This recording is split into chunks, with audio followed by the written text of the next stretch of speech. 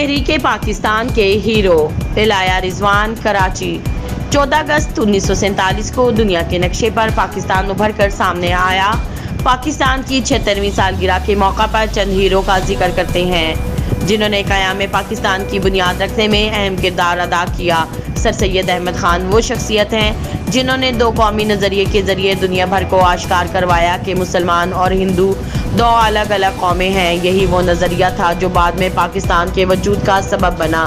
سر سید احمد خان بر صغیر میں مسلم نشاط ثانیہ کے بہت بڑے علمبردار تھے۔ انہوں نے مسلمانوں میں بیداری علم کے لیے علی گڑھ تحریک کا آغاز کیا۔ قائد اعظم محمد علی جناح پاکستان کے لیے قائد اعظم کی خدمات کو مختصراً بیان کرنا دریا کو کوزے میں بند کرنے کے مترادف ہے۔ وہ ایک ایسی شخصیت تھے جن کی عظمت اور بلندی کردار کے مخالفین بھی معترف تھے۔ بھارت کے پہلے وزیر اعظم جواہر لال نہرو کی ہمشیرہ وجے لکشمی پنڈت نے کہا تھا، اگر 100 گاندھی، 100 نہرو اور 100 پٹیل مسلم لیگ کے پاس ہوتے اور کانگریس کے پاس صرف اور صرف محمد علی جناح ہوتا تو پاکستان نہ ہوتا۔ خواب جسے علامہ اقبال نے دیکھا وہ پوری ملت کی امنگوں اور آرزوؤں کا ترجمان بن گیا۔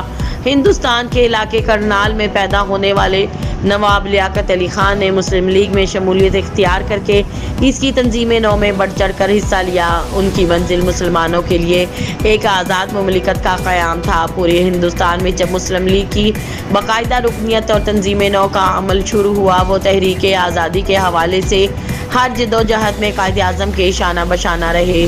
اسی وجہ سے قائد اعظم نے انہیں اپنا دست راست قرار دیا تھا۔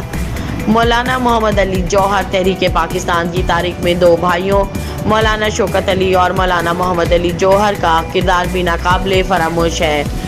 مولانا محمد علی جوہر نہ صرف جنگ آزادی بلکہ اسلام کی عظمت کے عظیم سپاہی بھی تھے۔